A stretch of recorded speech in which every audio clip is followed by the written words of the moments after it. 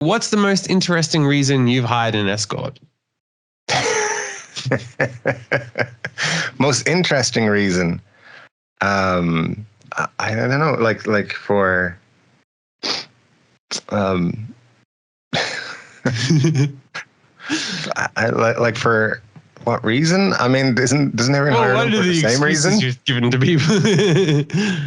Well, okay. Well, a man in Singapore has hired an escort because he was too scared to sleep alone in a haunted hotel.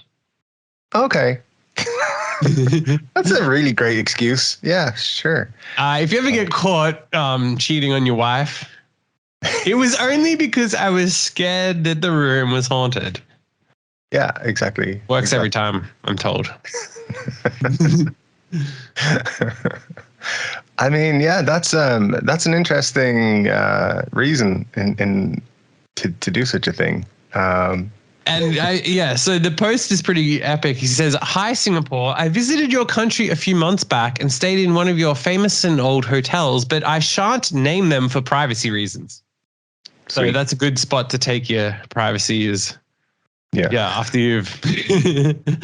So the local legend is that the hotel has guests that never checked out, if you catch my drift. If you don't, ghosts, okay. I'm talking about ghosts. Well, you could have just said that. Yeah, I mean, that's... Also, there can't be that many haunted hotels in Singapore that's famous and old. So you'd think that, Yeah. So with it being a legend and all, I paid no heed to it because I figured they were all just stories meant to spook people for entertainment purposes. I also, again, this excuse works very well to a partner. I never intended to do this, and I thought the ghosting was not real. So if you do want to hire an escort, it's important to set up in advance that you tell your wife, hey, I'm going to go stay in this hotel and they say it's haunted. How stupid are they? Like, obviously it's not going to be haunted. You get there, you phone her and be like, I'm scared, I can't sleep. Then you don't mention the escort part. But if she catches you, then you go, oh yeah, no. The reason I did that is because I was scared.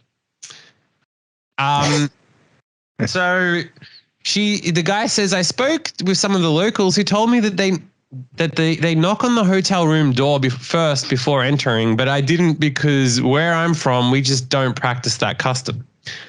So you meant to knock on your door before you enter your room, which is... Okay. As you do. I was told it was apparently to inform whatever was inside the room that we were going to be entering and not disturb them. So it's important to let your ghosts finish up, masturbating or having sex before you get to a room. Of course. It's only courtesy to your ghosts. Yeah.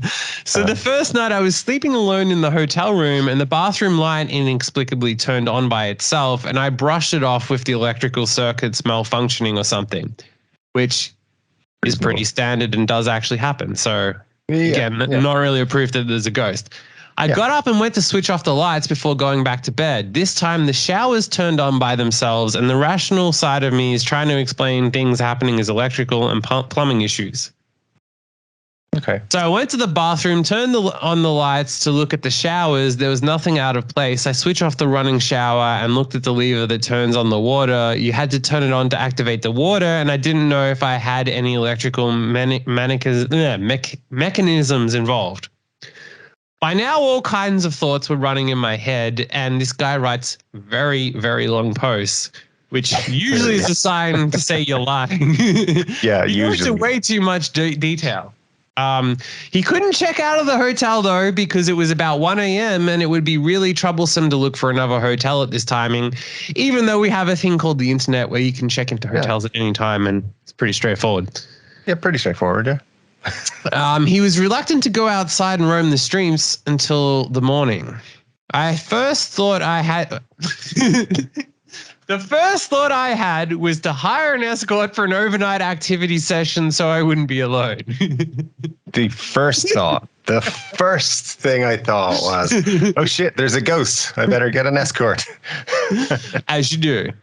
Yeah, I mean, in fairness to him, he's just trying to justify his horniness for escorts. Well, I mean, there's no way he's not married or something, and this isn't a... I mean, yeah, 100%. This is, it's 100% is like, well, I was in a hotel room by myself. I was in Singapore. It was, He accidentally brought back a pair of panties and then had to explain to his wife why they were there. Yeah, I feel like, though, like you said, so much of this story is just like too long. It's like there's too many details. Yeah. And also the fact that his first thought. Yeah, the first thought part is great. Well, what I love is that, it says, I went on a website named Redacted and hired this beautiful Asian girl for a whole nighter, about $700 to spend the night with me.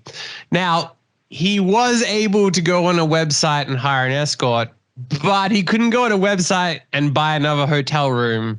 Yeah, that's a bit. Which would have been significantly cheaper too. Like you can buy a pretty decent hotel for $700 in Singapore. Like, yeah, I'd imagine so. And also he happened to know the website to go to get the escort in his local or local to the hotel. Yeah, come on, dude. And this happened to happen in like the last 5 cities he was in. It happens every time I travel. Oh my God, all the hotels are haunted. But only when my wife finds me cheating on her does it happen. The other times didn't even happen. Yeah. Yeah. He says we didn't do much sleeping that night, winks. But there was one instance where the bedroom lights turned on by itself again while we were busy. So he did also sleep with the prostitute, he's saying. I mean, if you're so innocent, dude, you could have just been like not having sex with her. So, yeah. Just saying. He didn't. He says, anyway, I checked out of the hotel the next morning and went to another hotel, and the weird things didn't happen again. I even got the same escort to come over just to make sure. And she witnessed the lights turning on. She witnessed them not turning on again. So you dare question my truthfulness on this? Yeah, I also feel like he should not have posted it wherever, because he's just made himself look twice as guilty as he had before. But yeah, that if I'm ever in a haunted hotel room, it will not be my first thought to get an escort. Second,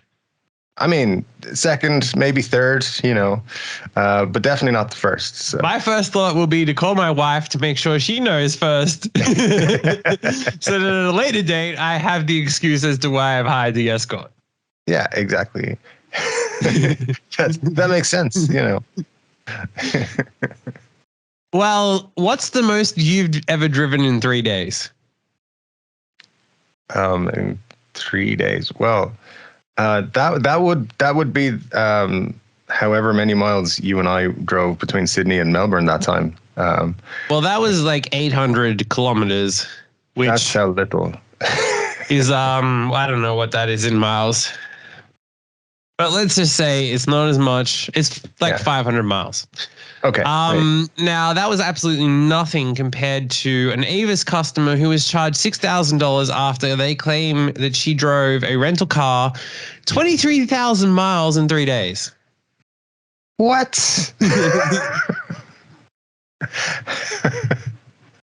So wait, 23,000 miles. Yeah. How is that even possible? Very possible. Let me see here. It's 10,344 miles from Melbourne to New York. So if she drove over the ocean from Melbourne to New York direct twice, then she would easily have done it. So I think I'm right in saying, so 23,000 miles over 3 days, which is 72 hours. You'd have to be driving 320 miles an hour. As you do. Non-stop. Like no if fucking... If you go to Germany and sit on the Autobahn and don't get off for 3-4 days. Like you can't even stop to fill up with petrol or sleep for a few hours or anything. You got to drive 320 miles an hour every hour for 72 hours. to do that. So, I mean, she did amazing. Well, so according to her, this happened in, she rented a GMC Yukon Denali from Toronto Airport. And she says it'd be the same as driving to South Africa from Toronto. All right. In 3 days, it's pretty impressive. Yeah. I mean, going that distance, no matter what speed, is pretty impressive. But yeah, in 3 days. And I presume she got back somehow to Toronto, gave the car back to them in Toronto. So, either way, she did some pretty impressive stuff there. So yeah, she's told CTV that Avis charged her for driving 36,000 kilometers at a rate of 25 cents per kilometer. And she estimated that she would have had to drive 310 miles for 72 hours straight to hit that distance. Oh, well, there you go. She said, I could have driven to and from South Africa and still had several thousand kilometers to spare. Yeah, so there you go. I mean, it seems like she has it all worked out. So she knew the distance and everything and how fast she'd have to go. Sounds like she did it. So, yeah, clearly, somebody is not good at maths, whether it's the car rental company or. Well, they did admit that they were wrong and refund her for it. Good. I always think that when I rent a car that they're going to be like tacking on some stupid fucking charge. The dents and the scratches and. Yeah, there's all kinds. I mean, when you rent a car, you're always like looking for things that they could blame you on when you bring it back and stuff. One time I rented a car in LA and there was paint stains all over the back seat. And I was like, I'm not taking that car, dude. I'm just like, you're going to charge me for a whole new car for that. So they gave me a different one, but it was like, yeah, it's worrying. Are they going to charge you for mileage is pretty bad. Well, yeah, I mean, that's kind of like up there when you go and rent a hotel and then there's a ghost in there and then you got to pay for Escort. Like, it's like, the hotel should be covering that. They should have complimentary escorts for the haunted ghost side of rooms. Yeah. So, why have you stopped taking acid? It's just not available like it used to be. It's people are not on an acid kick at the minute. So hey, what can you do? Well, I'm on. This article is epic. So Ozzy Osbourne gave up acid after a horse told him to fuck off. Yeah, I mean, that happens.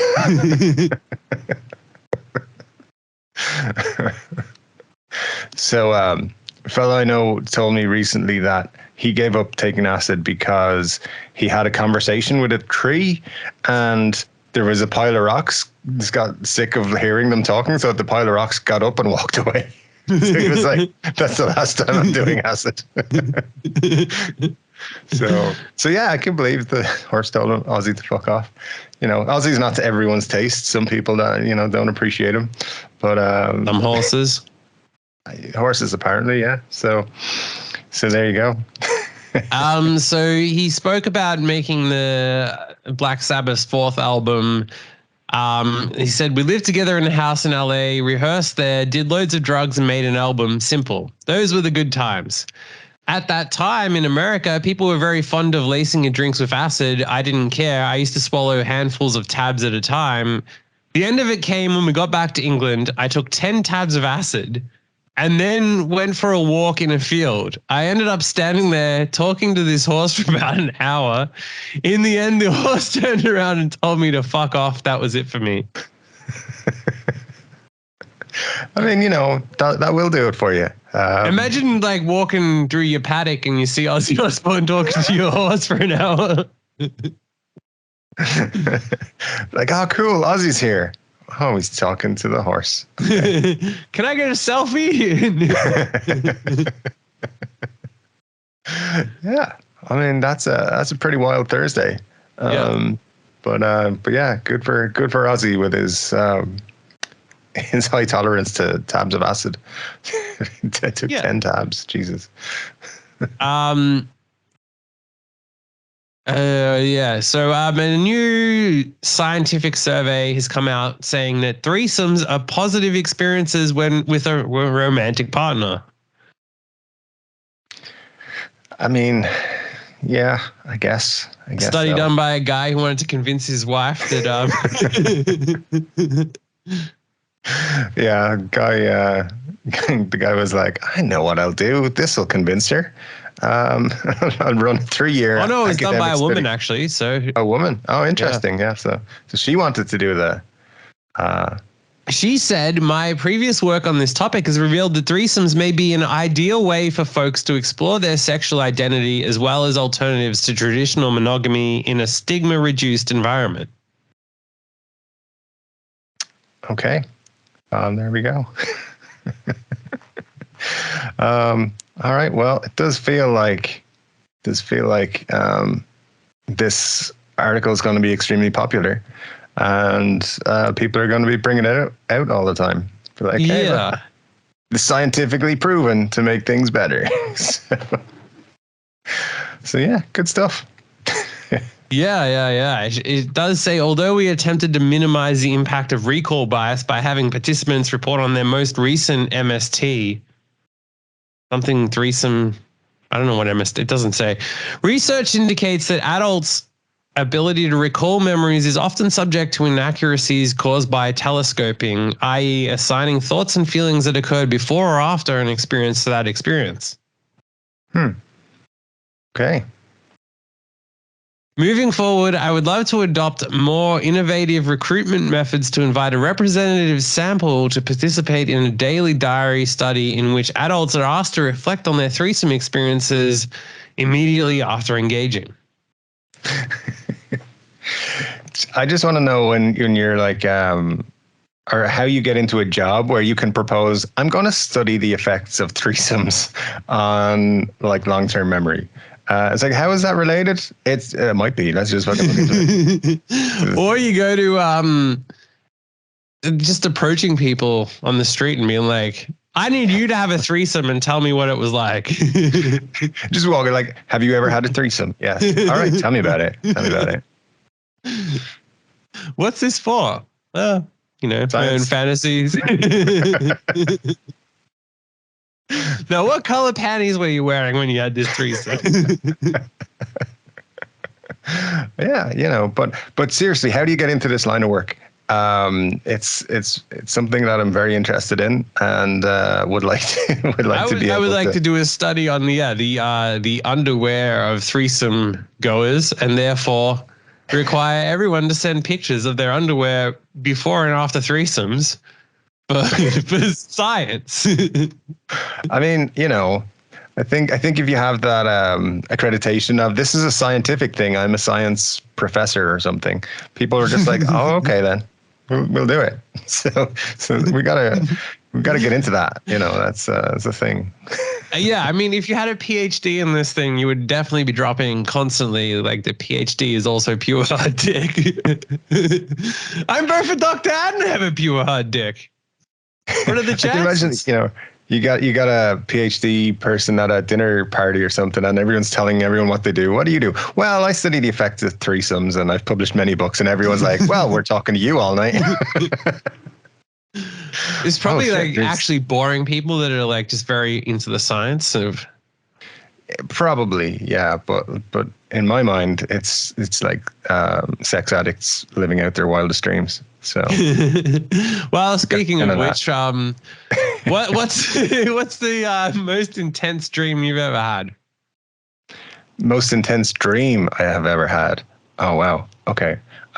Well, I did have a dream fairly recently about a certain person in my life who came to me and said they had murdered somebody and asked me to protect them from the FBI who were outside. And we had like a standoff with the FBI who were like parked in a van outside our house. So that was pretty intense. Wasn't that a story we covered? It might have been, but I don't know. I was having a pretty intense dream about it. So that's probably the most. Well, I hope that is a story we covered, and that like every week after the podcast, you imagine the stories. And then this story is the one for this episode, because this story would be very fitting. So, man cuts off his own penis in sleep while dreaming he was chopping meat. No. There's no doubt that this podcast has traumatized me so much. But no, that is horrible. I am now throwing away all sharp instruments in my house. Well, a man in Ghana has cut his own penis and scrotum off in his sleep while dreaming that he was chopping meat, waking up in horror before calling neighbors for help. Now that's going to be fun as a neighbor. I would call a doctor first. I mean, I don't think my neighbors are going to do much other than take photographs to post on Instagram. So, imagine that as your the Twitter stories are going to be like, my neighbor woke up this morning, he'd cut his dick off, and he called us in for a look. It's good. So after dreaming about slaughtering a goat, the 47-year-old woke up in shock after feeling sharp pains coming from his penis and scrotum. Yeah. Speaking to BBC Pigeon 4 days later, he said, I day sit inside chair, way I doze off. So as I day sleep, I dream I say day cut meat, way day in front of me. He's been taken to hospital and needs to be done. Yeah, he says, right now I day hospital for here. All them they give me fluids, then some injections, but I day need surgery. I got no money to fuel ambulance. Way go carry me for surgery. He said he has no idea how he came to be snoozing with a knife in his hand, telling them that he actually called for help while still dreaming. Okay. How does he know?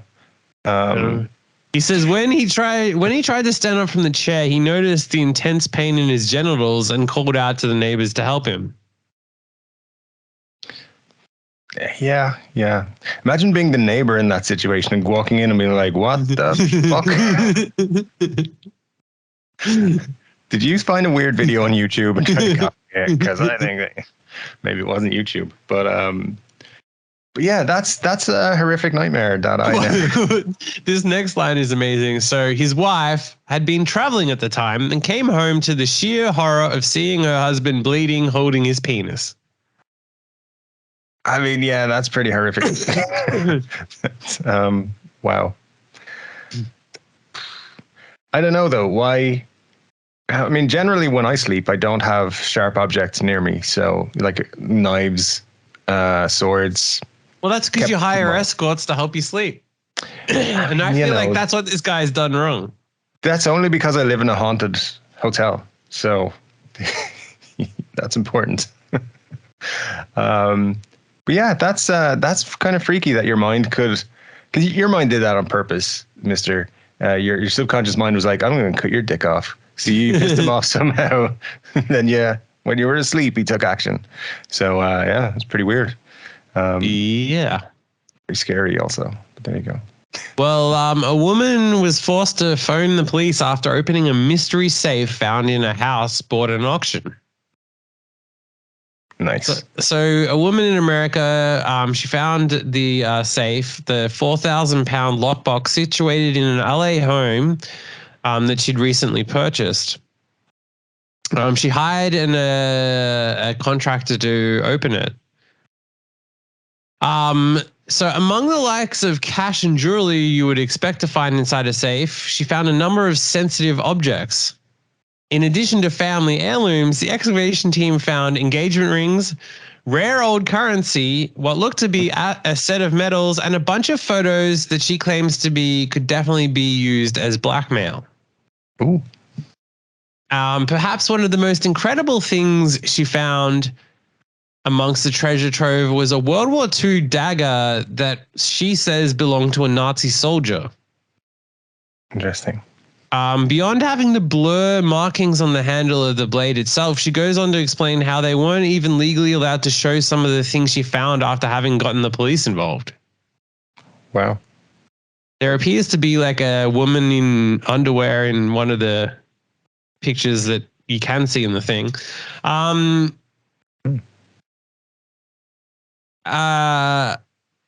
So a few days before she got there, an unknown caller called her and said the property had been broken into and they could visibly see some had tried to open the safe before they got there. Interesting. Then a few days after getting the keys to the property, a young man claiming to be the nephew of the house's previous owner asked Tiffany and partner Matt to hand over the contents of the safe. It remains unclear as to who the items belonged and their exact nature. Yeah, well, that's interesting. Makes me want to go and buy old houses for safes and things that are hidden in them. Or just buy a house, put a fake thing in there. Now, I'm not saying she did, but I've actually heard of her because she was on Graham Stephan. Oh, yeah. Yeah, so he has done multiple videos with her about her finances or whatever. So I think she has a large following. But yeah, like it could also be a very easy way to create some controversy and say, I found a safe in my house that had some stuff in it. Yeah. I mean, it probably didn't. It probably is legit, but still, like, maybe you want a viral video. You put a World War II Nazi soldiers memorabilia in your safe in your house.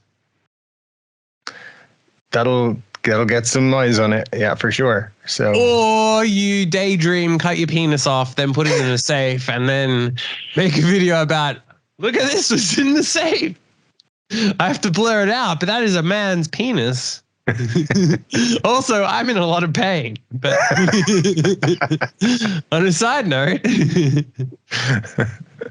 let me just call my neighbors for help. Yeah.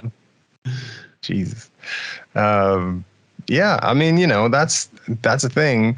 I've heard of lots of people finding, like, buying an old house, finding stuff like in a safe or in the attic or something.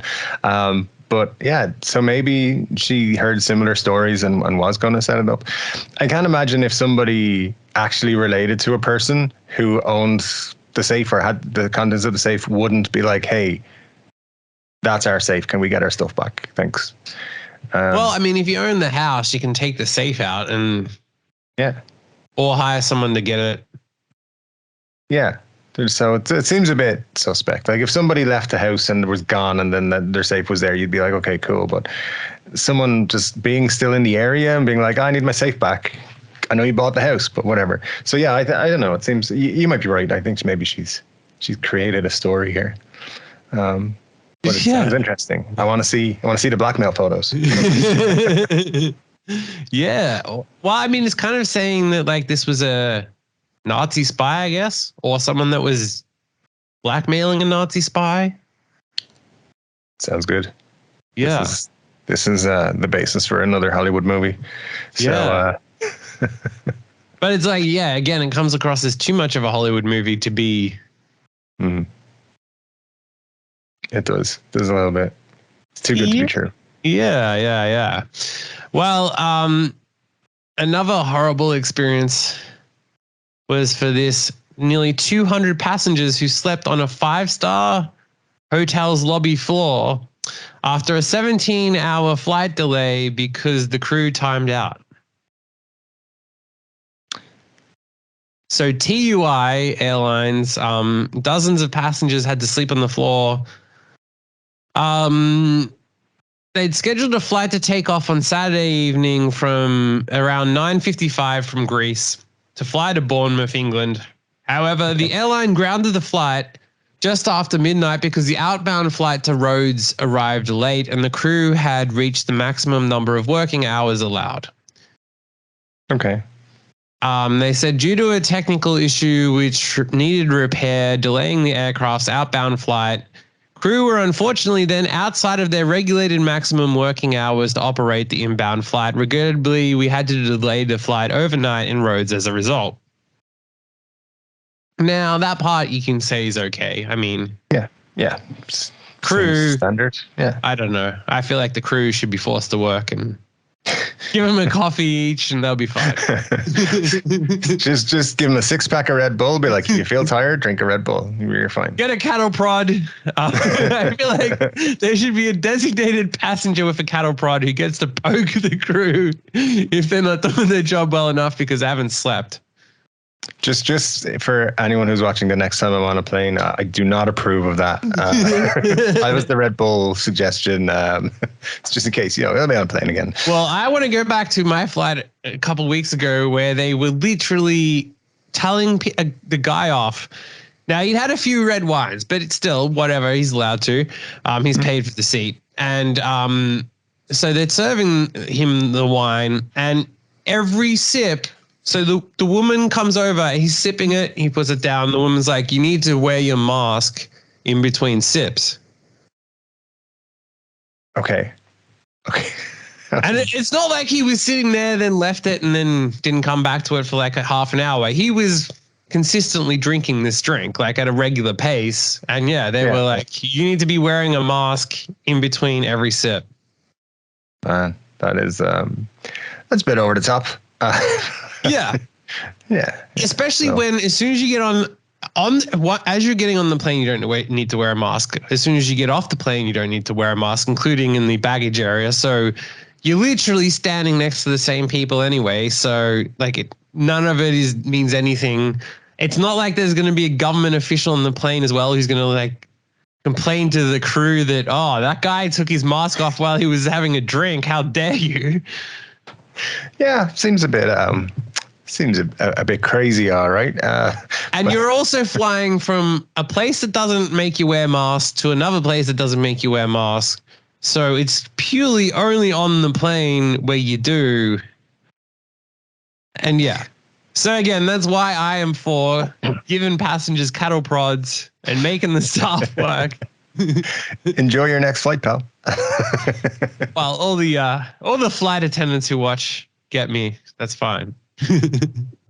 Yeah. Well, spit in the drink and I think that's the least of your worries, but Duh, you're not chewing fast enough. You need to get that mask right back on. Oh my God.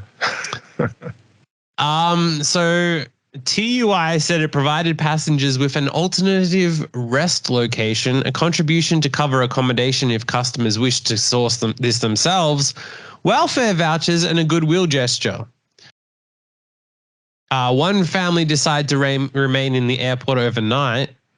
The airline offered passengers 180 euros, which is around 183 US dollars, if they wanted to find their own accommodation for the night, which they could claim back afterwards, the source added. Passengers on the flight were entitled to 261 euros in compensation, and TUI gave them holiday vouchers, according to the source. The flight left Rhodes the following day at 2 p.m. And landed at the incident comes as well. It doesn't really get into more detail about the fact that I'm guessing that the issue is that it's fine that you get a voucher, but if you can't actually check into somewhere, doesn't matter what the voucher is. That's true. Yeah, it does go on to say that the exhausted travelers, due to a lack of availability in the area, we have not been able to find hotel rooms for you. We have been able to arrange for you to stay at the lobby of another hotel. All right. They did get them a 5-star hotel, but to sleep in the lobby, not in an actual room. So, Yeah, it's a bit strange. Yeah, I would feel a little bit unhappy about that situation if it was me. Well, imagine you're staying in the hotel and you're paying for a 5-star hotel and you're there in your fancy suit and tie, and then you have to cross over 200 random airport passenger travelers. Yes. from a low-cost airline. Yeah, I feel that's going to ruin your steak and lobster dinner, These are the real victims. There may have been a few TripAdvisor reviews left after that one. The real victims here are the 5-star hotel guests who paid for their hotel suite and have to climb over smelly, sleepily deprived, low-cost airline travelers of their lobby. Absolutely. It's probably a big lobby too. So like it's a long walk over these unwashed masses. I feel their pain. Yeah. I feel their pain. It's not good at all. They're on holiday, so they don't have their usual helpers to move their bags for them, and Yeah, they're disoriented in this terrible location, and that's what they get. it is. It's not acceptable. I think the airline should compensate those people. Yeah. For I demand compensation for the 5-star hotel suite travelers who had to endure that pain. Yeah. It'd be fun to write a letter to TUI and demand. You ruined my vacation at my 5-star hotel. I paid for the suite, and then I had to climb over smelly homeless people. Well, inadequately homed people who could only afford low-cost airlines and not the prestigious people like myself who fly private. I really can, though, imagine people being like, you're coming down to the lobby being like, what the fuck is going on here? I mean, you kind of would if you're like in some suit and tie, top hat, and then you got. Yeah, definitely. My top hat is being viewed by people that should not be seeing it. I mean, you'd be like, I paid money to stay away from these kind of people. You're just fucking pooling them together in the lobby. What the fuck? So, yeah, I feel like that's an issue that wasn't taken into consideration. I mean, I'm looking up the hotel now, and they have some pretty expensive. They have fine dining. I mean, the fine dining would have been ruined for these people that had to, jump over the low-cost airline travelers. All because you can't give people cattle prods to. I mean, it's sounding more and more reasonable at this point. Ruining people's 5-star experiences is not okay. Yeah, but, I mean, what if I wanted the ABAV squared Sunset Suite? It is only $400 a night, so it's not that expensive for like their VIP suite. Mm-hmm. But you get free entrance to the gym. You're trying to go to the gym and not have to deal with. There's a VIP lounge for adults only, 16 plus. Now, I don't know where in the world says adults only at 16 plus, but my 17-year-old who wanted to drink and not see these low-cost airline people. Yeah. Tell me more. It sounds like these people had an awfully rough time. Not the people in the lobby, the people staying at the hotel. Yeah, exactly. The room comes with his and her slippers, which, would be embarrassing for low-cost airline people to see you in. I mean, it would. I mean, overall, let's just agree that the airline has done the 5-star hotel. The room does mention a separate toilet as a feature in their top suite. So, Okay. I paid extra to have a separate toilet. And here I am having to deal with this. There is a romance suite. It doesn't list a price. It's on the top floors. So, it lists as a USB wall outlet as a feature. So, wow, this is a classy hotel. Yeah. It is amazing that this is both such a classy hotel, and it actually kind of isn't. You can get an actual suite for 2 people for $195, which, most places you ain't getting a suite for $195. Yeah, that's it's a pretty sweet deal for a suite. One of their amenities is that it does have hardwood floors, so at least that the unwashed low-class airline flyers didn't have a comfortable sleep, so you could take some pride in. It has a touchscreen shower controller. Okay. Yeah. Which doesn't work when your hands are wet. So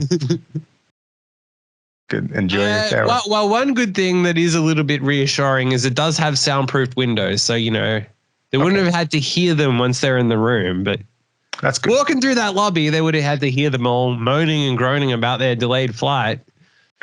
But once they got to the room, to the safety of the room, I guess they were okay. Yeah, I guess so. But still, that 1 minute walk through the lobby, that's pain. That's real pain. It is. It's unacceptable. So, I'd be demanding a refund. But there's a garden VIP suite. Let's see how much this costs. Non-refundable offer is still only $450. So, the presidential suite. Here we go. $2,000. Okay. That's kind of what you do. There is a royal suite. So imagine your royalty, like the Queen is staying there and she has to walk across low-cost airline travelers. It's fine. I feel that's the real victim here is the royalty that was staying there. There is an Imperial VIP suite with private pool and spa that is $4,000. Wow. And that is on special. Yeah. So imagine you're staying there. You've paid $4,500 for your suite. And then there's all these scumbags in the hotel lobby. Now, you do get buffet breakfast in an exclusive area / restaurant of the hotel. So you would hope that they didn't allow those other people to. I bet they let them in. Yeah. I bet they did. They were like, oh, you guys are having a rough time. Enjoy your VIP breakfast. And the people spending the money were like, what the? Yeah. Those are special cornflakes. Leave them alone. Yeah. Make those people eat uncooked eggs. I don't want them in anywhere near me. Yeah, it's not a pleasant experience. I'm pretty sure those $4,500 rooms were comped and you would hope so. And compensation was paid. I hope so. Yeah. Think of the damage it did to their shoes. Having to walk past those. Immeasurable.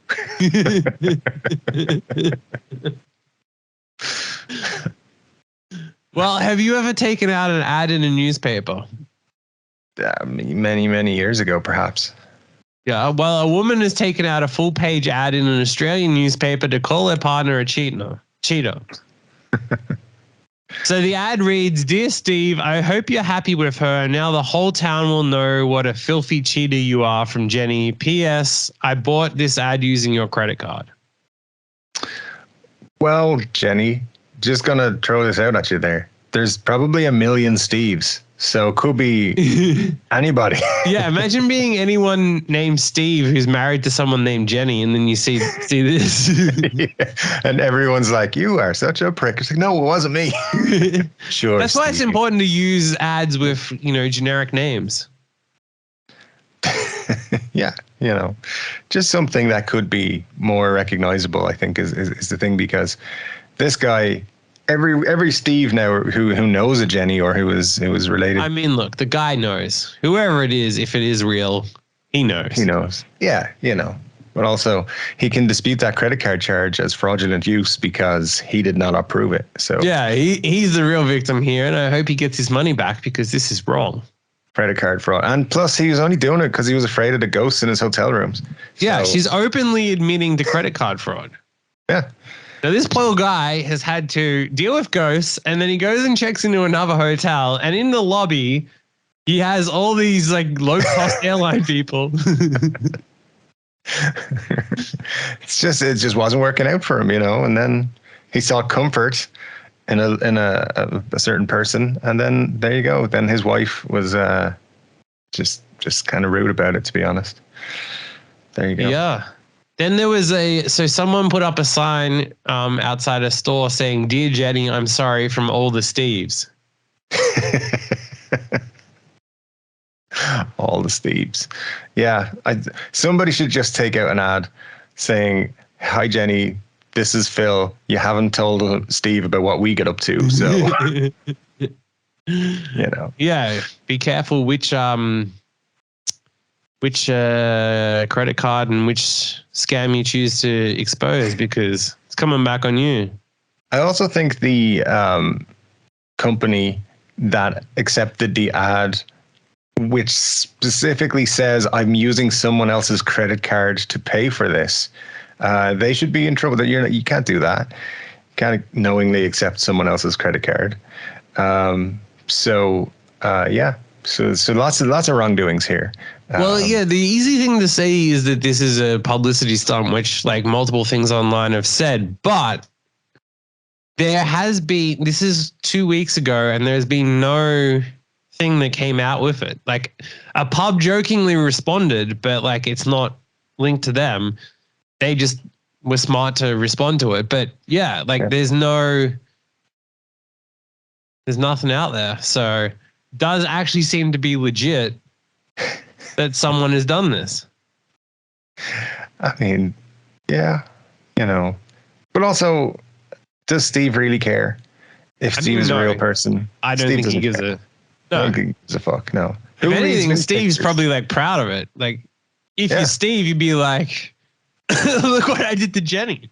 Yeah, Steve's a bit of a prick, but who reads newspapers anyway? Like, that's got to be a small audience nowadays. So, I don't know. I think Jenny wasted some of Steve's money right there. But it's just a weird one. If it was 1984, you'd be like, okay, cool. It's going to hit an audience. People are going to figure out who Steve is, but no one really cares anymore. There's been no follow up. There's no information on who Steve is, why it was done, any of that. So, yeah, sad times. Yeah. Poor Jenny. She can get on Tinder though. She'll pick up someone else. Yeah. Poor Steve, I say. Definitely poor Steve in that sense. Yeah, because he's had his credit card fraudulently used against his will. So yeah, hopefully he gets. I hope he gets a refund. For sure. Now, we had a pretty epic article here that is entitled, now they've put, to be really freaking annoying, they've put like a obscenely large ad at the top of it, which you can't close. But anyway, the article reads, how to keep your beaver wet when things are getting a bit too hot. Ooh, this sounds interesting. As the heat wave continues to engulf Britain, a small area of Sussex is keeping fresh and hydrated, and it's all down to a pair of beavers. In February, a pair of the critters were introduced to Knepp Wildland, a rewilding project on former farmland in West Sussex. The beavers have set about making themselves at home. And their impact on the landscape is having a beneficial effect on the surrounding ecosystem. Okay. They've written a very long article that we're not going to read the whole thing of, but yeah, entitled "How to Keep Your Beaver Wet When Things Are Getting a Bit Too Hot." So what you're saying is wet beavers are good for the environment. Yes. All right. Sweet. I'll have to bring that up at the next local council meeting. Be like, has anyone thought about if everyone had wet beavers? Imagine the impact it would have on the local environment. How many wet beavers are there in this town? Because we need more. Yeah. That's the key there. Yeah, some nice clickbaity title right there. People they knew what they were doing when they did it. Yeah. Yeah. You think you're getting one thing, but no. Yeah. Well, I mean, again, a nice wet beaver would supply some relief. Now, this article will also supply some relief to you. It's entitled, "Former adult star Lisa Ann tells Virgin with micro penis that size doesn't matter." I mean, everyone knows that anyway, so it's all good. I mean, I think if it's a micro penis, it kind of does. And you work with what you got. There's nothing you can do about it. So, other than exceptionally expensive surgeries and things, which you got to wait for anyway. It's like a 2-year waiting list. So it's all good. Yeah. Well, so by the way, in 2 years' time, I can't do the podcast. I got something going on. You've got a wet beaver to attend to. Yeah, something like that. Yeah. She responded to a comment that said, "I'm 46 years old and I've never been with a woman. My question is, what does sex actually feel like?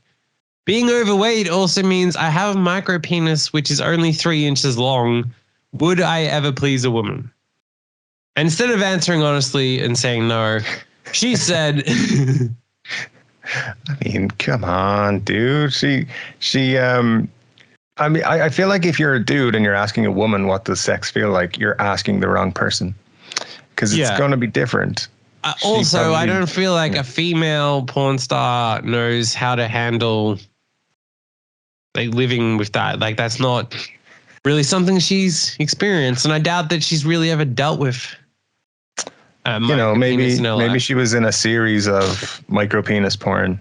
And if not, that's a genre that needs to be explored. People would be interested in seeing that, I think.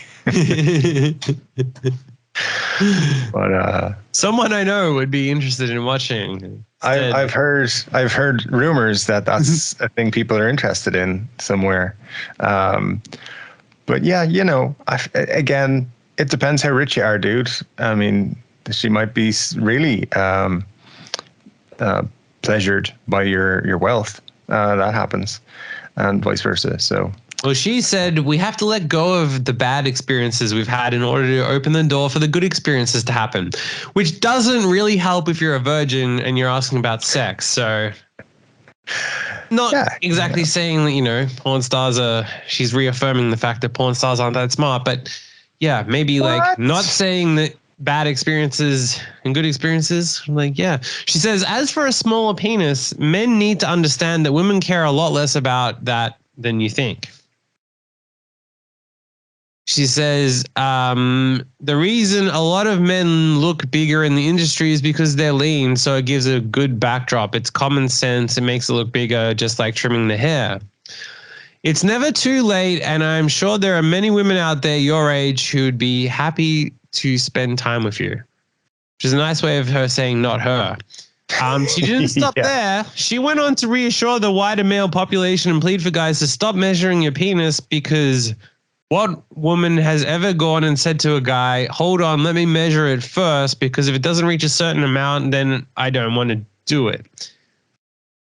I mean, that's one thing. But again, if it's too small, there's again, this is where she's, again, reaffirming porn stars not being that smart.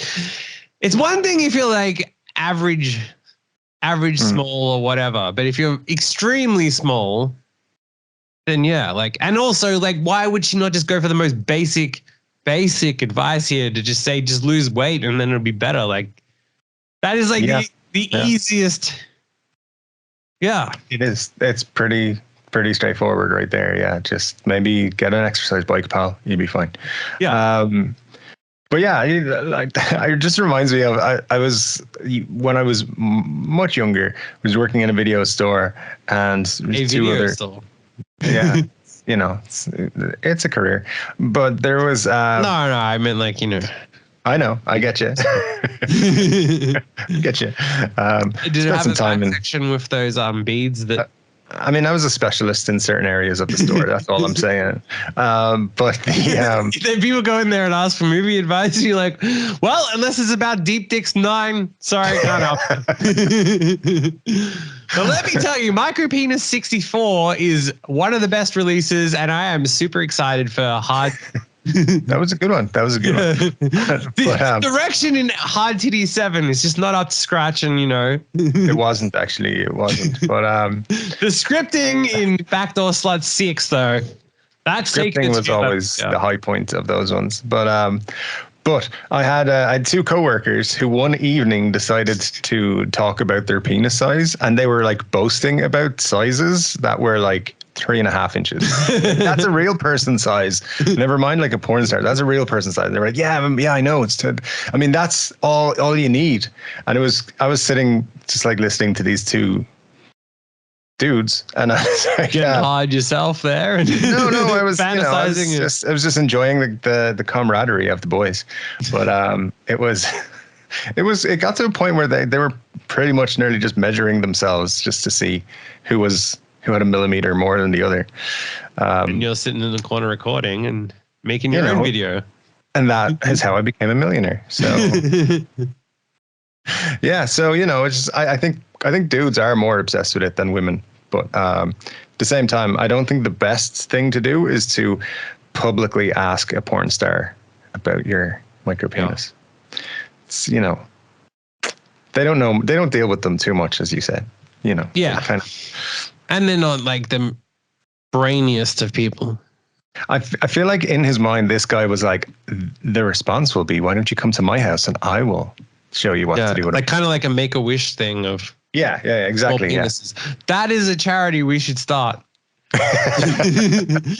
Make a tiny penis wish come true.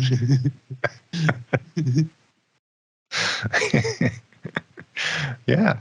And then, well, I mean, it gives us an excuse to talk to every porn star there is. And, you know, look, my friend has a micro penis, and I'm out here trying to make his wish come true. And yeah, would you have sex with my friend who's got a micro penis for charity? Now, he will be wearing a mask and he may look a lot like me, but yeah. By the way, we're in this beard club, so we all have the same beard. It's don't worry about it. Yeah, you know, it'll be fun. Look out for the new YouTube series coming soon. It's happening. All right. Well, finally, a nice regular story to end on. Doubt it.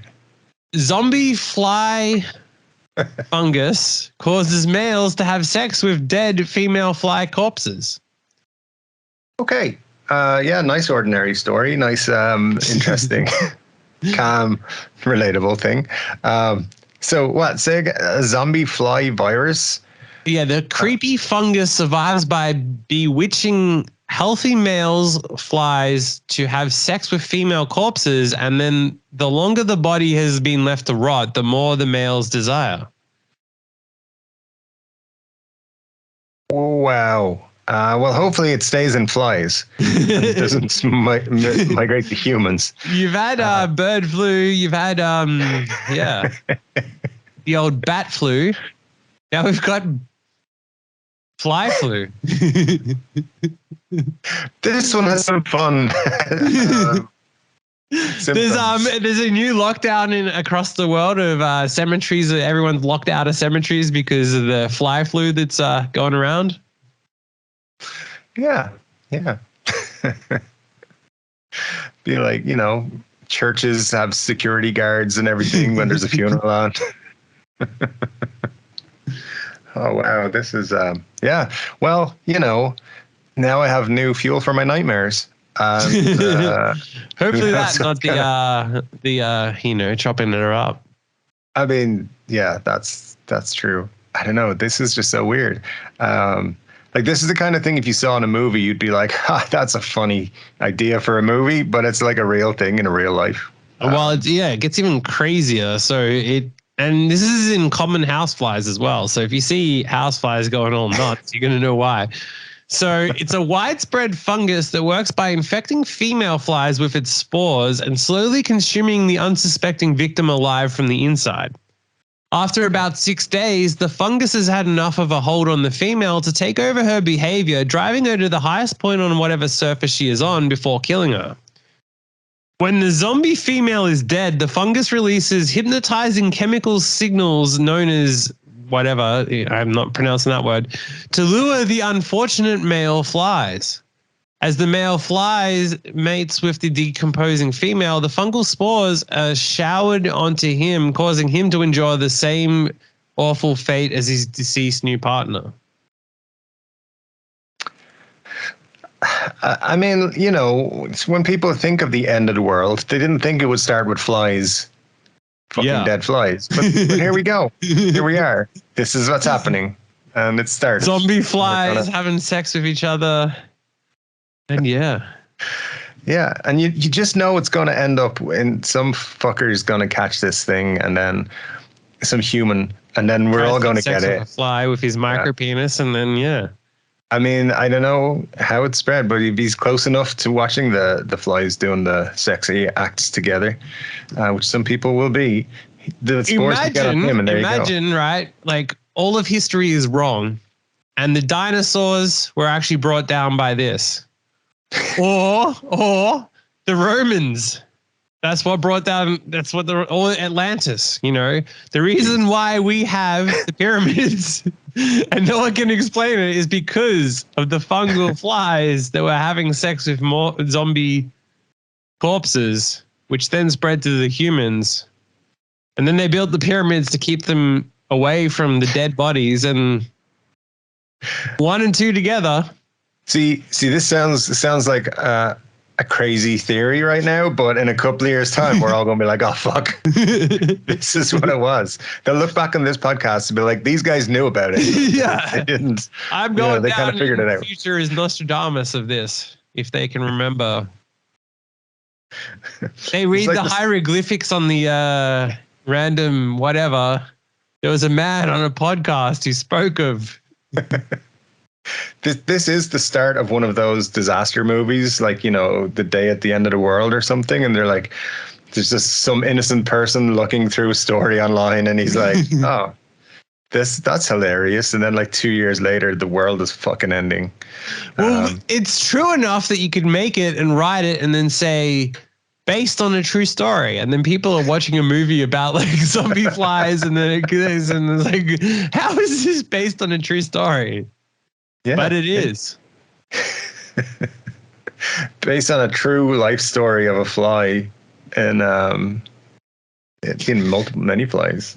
Jesus, man. The life story of a fly. I ran a film festival. I've seen many worse concepts come through. People being artistic and so forth.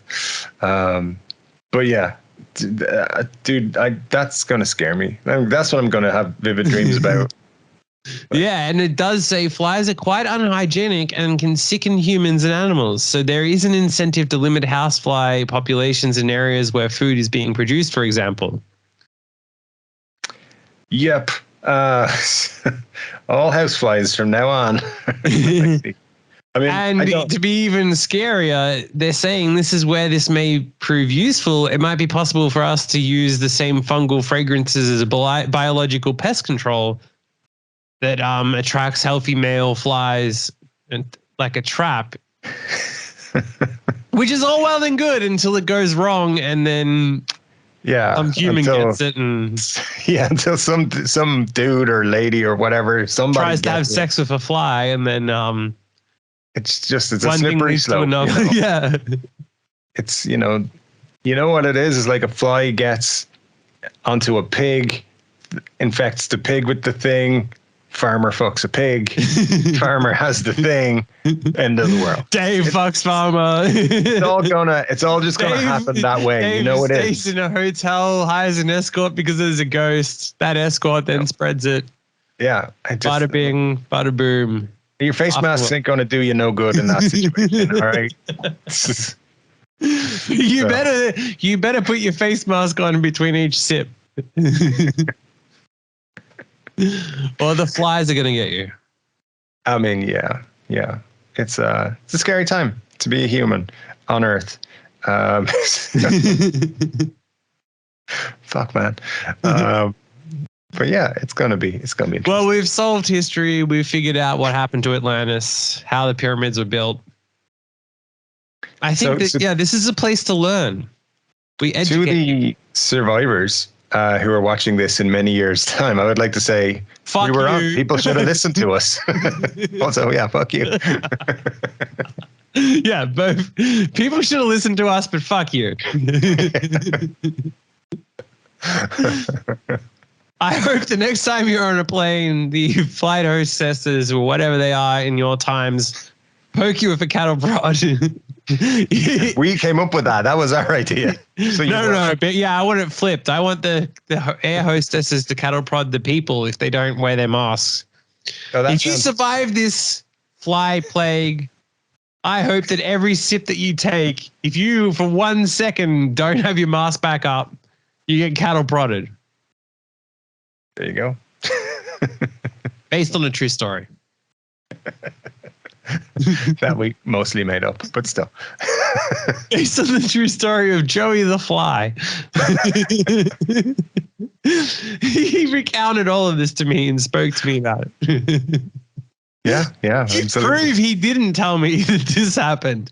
That's a good point. It's very hard to prove that he didn't. So Oh man. It's science. This podcast is many things. But educational is number one. Education, history. I say take your kids out of school, make them watch this instead, and they'll be better people. That's a thing. That's an option. But it is. It's an option you should all take. If you're watching this in the future, you're welcome. We were that smart. And yes, we were recognized as the smartest people of our times. I mean, I don't think anyone's going to dispute that fact. So, well, they can't, because what evidence do they have that this didn't? We weren't. Exactly. When we hit stop, we're surrounded by people that are yelling at us and just adoring us because, we have really good microphones that blanket out the sound of the people that are yelling outside in excitement just to hear us talk in a closed room. Indeed. And yes, the pyramids were built in our honor, each of them. That's why there's 3. But for